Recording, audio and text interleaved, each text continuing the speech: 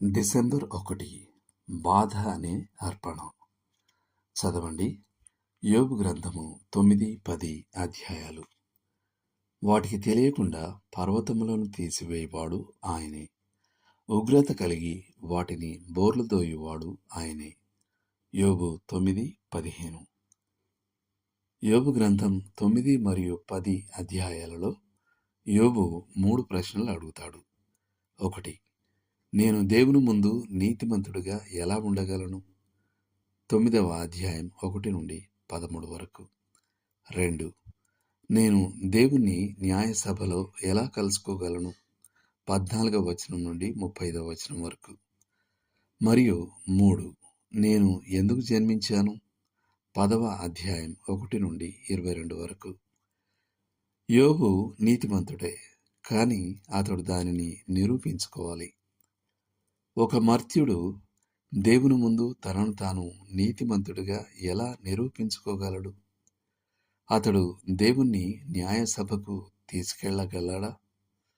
కానీ యోబు పక్షాన దేవుడే గాని జోక్యం చేసుకుని సాక్ష్యం ఇవ్వకపోతే ఈ బాధంతటి యొక్క ఉద్దేశమేమిటి? యోబు అసలు ఎందుకు జన్మించాడు?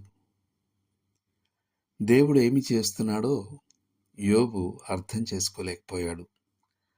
మరియు అతడు అర్థం చేసుకోకపోవడం అన్నది ముఖ్యమైనదిగా ఉండింది.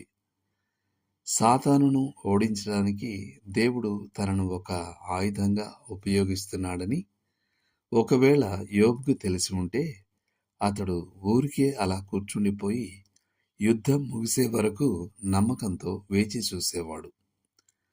కానీ యోబు తనను మరియు తన పరిస్థితిని పరిశీలించుకున్నప్పుడు మరియ ఖరీదైన పరిమళ ద్రవ్యంతో ప్రభువైన యేసును అభిషేకించినప్పుడు శిష్యులు అడిగిన ప్రశ్ననే అతడు అడిగాడు, ఈ నష్టమెందుకు అని. మార్కు 14:4, యోహాను 11:2.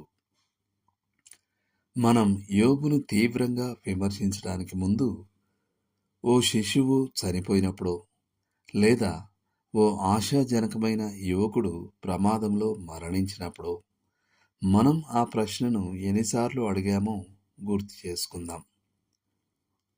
విశ్వాసంతో, ప్రేమతో క్రీస్తుకు అర్పించబడినదేది వృధా కాదు. లోతుగా ఆలోచించాల్సిన విషయం. జీవితం మరియు దేవుని గురించి మీరు సతమతమవుతున్న కొన్ని ప్రశ్నలు ఏవి? దేవుడు మిమ్మును దీవించునుగాక. ఆమేన్.